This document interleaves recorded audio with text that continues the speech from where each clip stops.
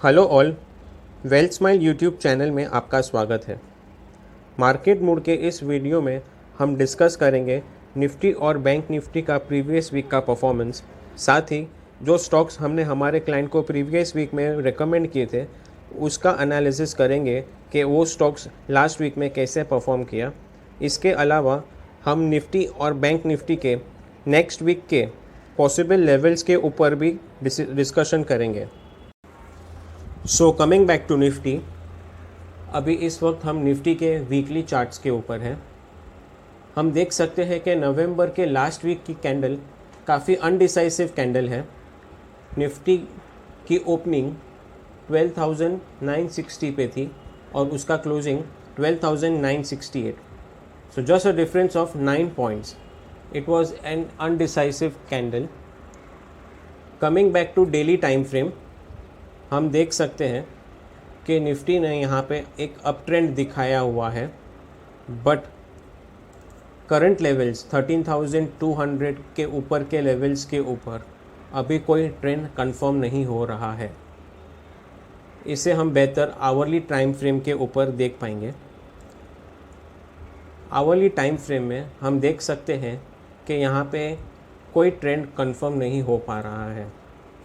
जब तक निफ्टी इस रेंज को ऊपर या नीचे की तरफ ब्रेक नहीं करेगी तब तक हमें नया ट्रेंड, वेदर अप ट्रेंड और डाउन ट्रेंड कंफर्म नहीं होगा।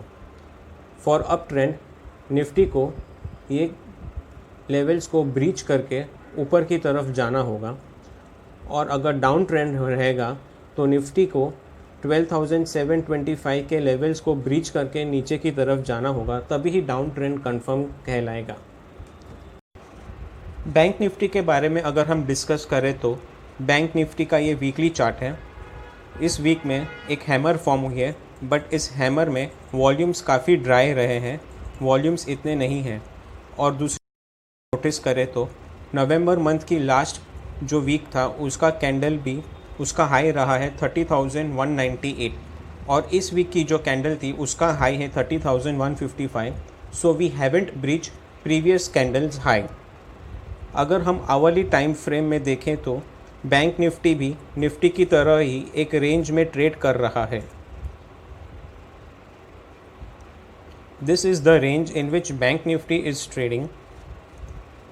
अगर बैंक निफ्टी को बुल अप ट्रेंड में आना है तो उसे 30,200 के लेवल्स को एक अच्छे वॉल्यूम के साथ ब्रीच करना होगा।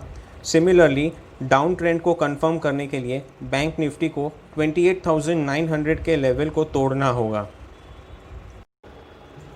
अब हम बात करते हैं उन स्टॉक्स के बारे में जो हमने हमारे क्लाइंट्स को रेकमेंड किए हुए थे। पहला स्टॉक है एंड्योरेंस टेक्नोलॉजी। 22 नवंबर को हमने हमारे क्लाइंट को रेकमेंड किया 1084 के लेवल्स पे। नेक्स्ट डे पे ही उसका टारगेट 1140 का अचीव हुआ। 5% से ज़्यादा का ROI जनरेट हुआ हमारे क्लाइंट्स के लिए। दूसरा स्टॉक हमने हमारे क्लाइंट को जो रेकमेंड किया था वो था माइंडट्री।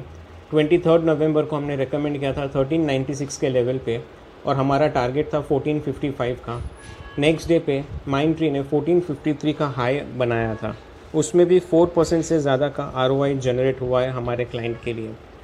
थर्ड स्टॉक है वोल्टास। वोल्टास हमने 24 नवंबर को ही रेकमेंड किया था 779 के लेवल्स पे, और 27 नवंबर को उसका टारगेट अचीव हो गया। उसमें भी 4.41% का ROI जनरेट हुआ है हमारे क्लाइंट्स के लिए।